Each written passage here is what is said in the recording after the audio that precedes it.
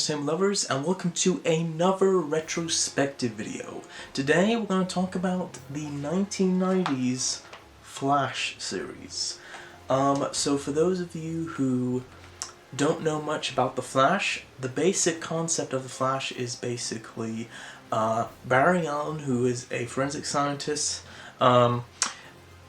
gets struck by lightning, and combined with the chemicals that he is specifically working with, give him super speed abilities. And with that speed, he decides to become a crime fighter known as the Flash in the fictional city of Central City. So that's the basic concept of the Flash.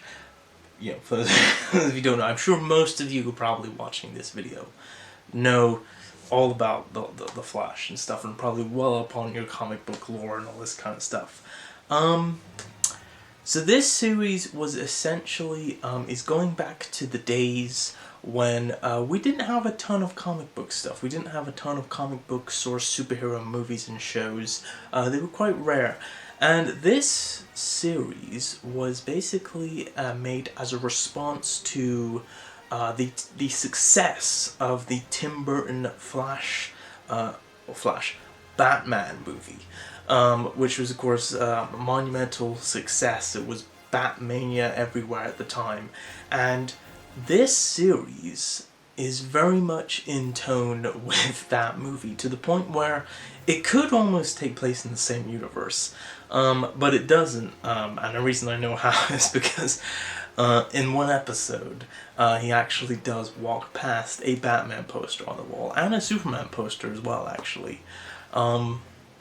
But yeah, so that's basically sort of was the intent for making this series. Was they thought that, you know, we had all this success with Batman, maybe we could take another character that we own, the Flash, and do sort of the same thing with it.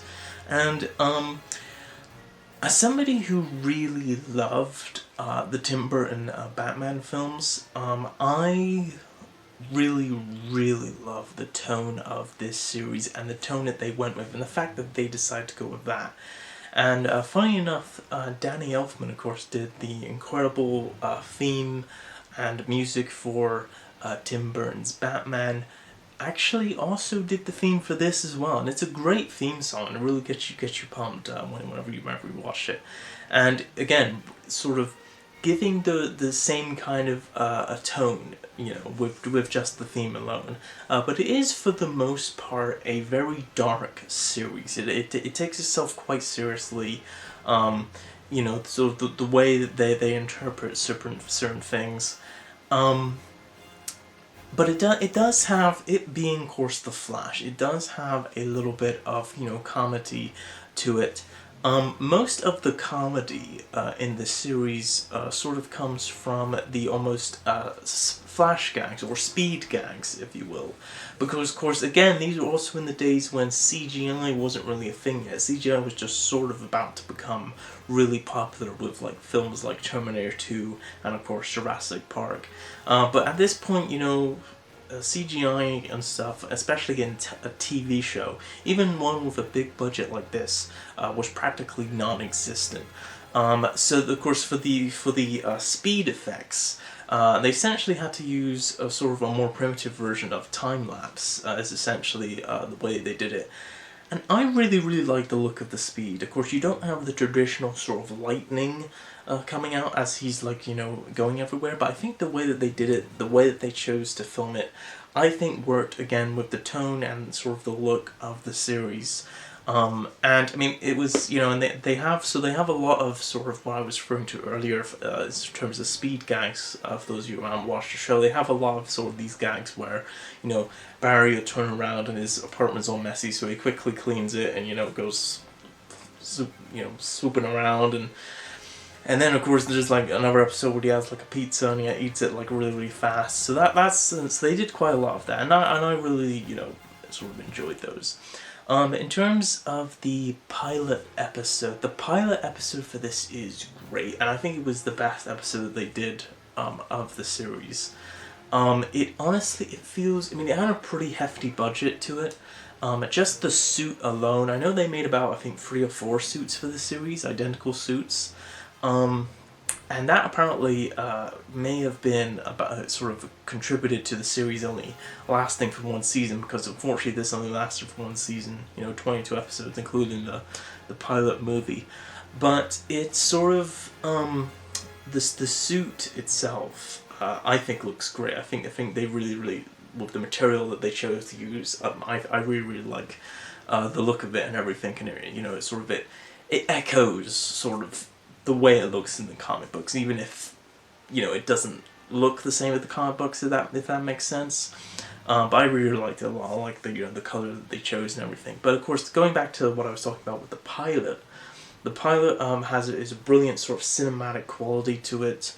Much like a lot of shows, when you watch the pilot, the way that the pilot is not exactly the same as the main series. A lot of times things change and stuff like that. This, for the most part, with the exception of maybe a few characters, pretty much was pretty consistent with what the rest of the series was, and with the tone of what the rest of the series was. And we get introduced to Iris West in the pilot, but she basically never shows up again the rest of the series.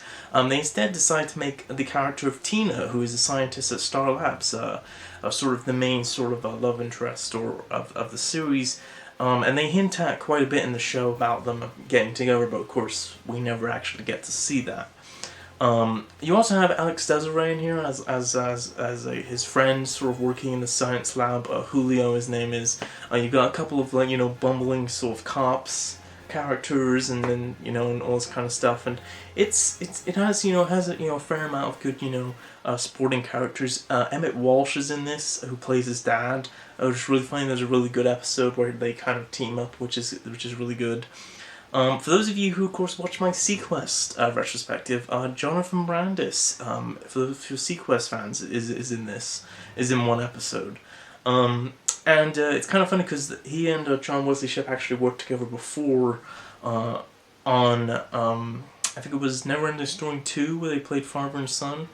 But John Wesley Shipp's performance as the Flash, I really like, and I think actually to this day he's actually personally my favorite.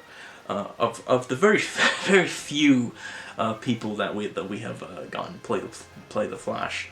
What's also interesting is that you have what's his name, Tim Thomerson, who was in tons of different movies and shows at that time. I think most people sort of know him from Trancers, the movie Trancers, the Full Moon Features film.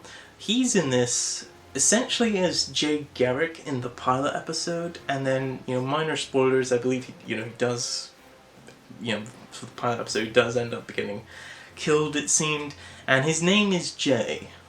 I think Jay Garrick Allen. I think they did.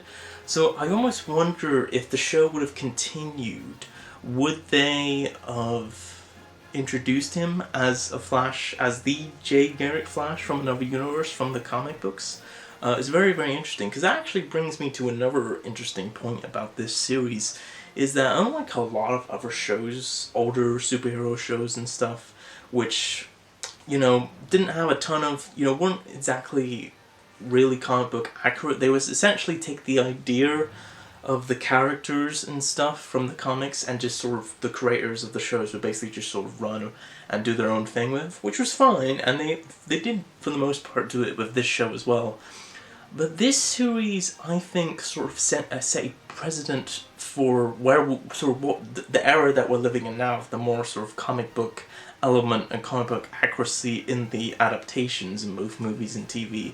Because in here you do have quite a lot of different sort of elements and almost sort of references to elements from the comic books, and you do have a fair number of actual villains, Flash villains from the comic books as well. You've got, Mirror Master, you've got a version of Mirror Master in here, you've got a really good version of Captain Cold in here, but of course when it comes to villains in this series, most of all the big standout has to be Mark Hamill as the Trickster, who I believe is in 2 episodes, one of which is the final episode, and he's great, he does a great job as this. It was almost like a precursor to him, of course, playing the Joker in Batman the Animated Series.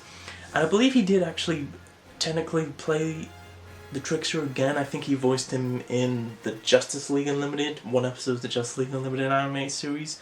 But yeah, he's really, really great. Again, shame that the show didn't last longer, so we could have gotten to see more of him. Apparently, according to the creators, apparently for the second season they were going to do the start where all the different, a bunch of different villains from season 1 were going to like team up to take down the Flash. So that would have been really cool in the second season. But yeah, so it's a really, really good show. Again, you have another. There is another episode where he does essentially travel in time, goes fast enough to where he travels in time to the future. Of course, that's a big thing in the comic books. You know, the whole Speed Force thing and different speedsters and da. In terms of other speedsters in the series, of course, there is, I believe, one episode where a clone gets made of him, but that is basically the only time there's ever any kind of other speedster in the series, and that was a pretty good episode. But just overall, I just really, really love the tone of the series. I will say, in terms of the look of the suit, going back to the suit a little bit, it's sort of it again. I really like the look of it, but I will say after the pilot movie, for some reason they it seems like they felt the need to add quite a bit more padding. And John Wesley Shipp already as it was a pretty sort of muscular dude. So, you know, it's not like he needed the extra padding. So there are, in after the pilot, there are some points in the series where the Flash does look a little bit too bulky, especially compared to the way that he's traditionally supposed to look, you know, a lot more slender and stuff. But I almost, you know, sort of wonder if it was something that they did on purpose. You know, did they, you know, were they trying to go for sort of that sort of menacing approach, sort of like, you know, again going back to, you know, Batman. Because when you watch the series, it does kind of invoke sort of that idea. So I almost wonder if maybe the extra padding and stuff was on purpose. But it's sort of a minor gripe. In terms of gripes with the series, I don't really have much. All the episodes are great except for really just one, which is some like strange story which has something to do with like babies being stolen or something, and Bryan Cranston is like the villain in that or something. That, other than that episode, every episode is really, really great. And I think, again, the pilot movie I think was the best that it ever was, because it just had this really great sort of cinematic quality to it. Now, in terms of the show's sort of availability, it has, of course, been released on DVD, so this is the complete series right here. You can, because, of course, it was only one season, you can get this pretty cheap, which is interesting. I believe this was put out to sort of tie in with the current Flash series, which is on. Yeah, so it's sort of, you know, it's just sort of a bare bones sort of release. There's no special features or anything, you know, not too much to the packaging. It's basically just sort of has the episodes listed on the back, and, you know, just sort of these sort of black discs, you know, no artwork or anything on them. So it's about 8 discs. So in terms of sort of the quality and sort of the look of the show, it looks fine. It looks, you know, about a show that was made back in, you know, 1990. It's not quite as in rough shape as some other sort of shows at that time, which were, you know, filmed on, you know, done in standard def video and stuff. You know, like, so if you watch this on a Blu-ray player upscaled on like a HD or 4K TV, it looks quite good, I have to say. But it definitely could be better. There definitely could be some room for improvement. But in terms of if we're ever going to get a remaster, I mean, it would be cool for the upcoming Flash movie if they did actually did a remaster and put the whole series on Blu-ray. That would be pretty cool, Warner Brothers, you know, just saying. But unfortunately I think that's very unlikely that that's going to happen, because the series doesn't have, you know, it has a little bit of a cult following, but not a huge following. I feel like as the years have gone on, more and more people have sort of become introduced to it, and I actually do prefer this to the current Flash series, which is on now, which sort of seems to just be getting more and more ridiculous as it goes on. But it is pretty cool. I did like how they actually brought John Wesley Shipp back for that series, and I thought having him play Henry Allen, Barry's father, was a great idea. And then, of course, having him actually play Jay Garrick eventually was pretty cool. And then, of course, for the Elseworlds crossover and Crisis crossover, they actually brought him back as the 1990s version of The Flash, which was a real treat for us fans. And the way that they sort of sort of gave him one last hurrah in the sort of Crisis on Infinite Earths crossover. If you've seen it, you know what I'm talking about. Was beautiful. I really, really love how they did that, and it sort of really almost gave sort of a more proper ending to the series, because of course, again, this being only one season, it didn't exactly get a proper ending, unfortunately. But yeah, so if you want my opinion, I wouldn't wait. I think just go ahead, get the DVD set. Again, you can find it pretty cheap. But yeah, hopefully maybe at some point we'll get some kind of a Blu-ray remaster. But if not, it looks pretty good. So overall, those are my thoughts on the Flash series. Again, I just really, really like it. John Wesley Shipp was a great Flash. I just really, really love the tone of the series. The theme song by Danny Elfman. It just really was a delightful series. So if you are a DC fan, if you're a Flash fan, I would highly recommend that you check it out. It's a really good series. So yeah, go ahead and check it out. I don't think you'd be disappointed. And it is one that I do like to sort of revisit from time to time. And it's good classic sort of superhero action. You gotta love it. So yeah. Until next time, until the next retrospective, be sure to consume as much entertainment as humanly possible, and I will see you in the next video.